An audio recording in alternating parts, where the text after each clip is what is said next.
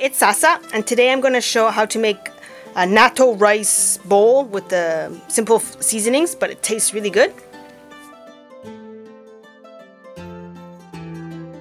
So after you put the rice on to cook, you cut up finely about 2 sticks of green onion, and here is 2 cherry tomatoes, the small ones. So get some natto.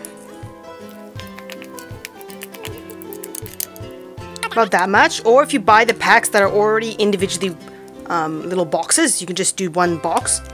After the rice is done, I'm going to microwave this for 30 seconds to warm this up because it was in the fridge, so it's a bit too cold. It also tastes better when it's warm. So now I add the seasonings in. So this is some soy sauce and a little bit of sesame oil. This is Dijon mustard. And sometimes when you buy the pre-prepared natto, they already have the seasoning. They have a mustard inside as well as it's kind of like a soy sauce, but not really. You can add those instead. Okay, and then now we mix it.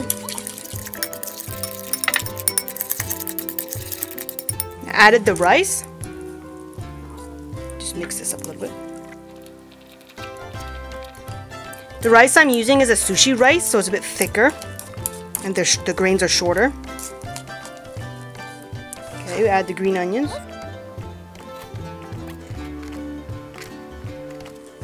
I sprinkle on some sesame seeds. There, and it's all ready. I mix it up a little bit more before I eat it so that you get the onion flavor into the rice and the natto.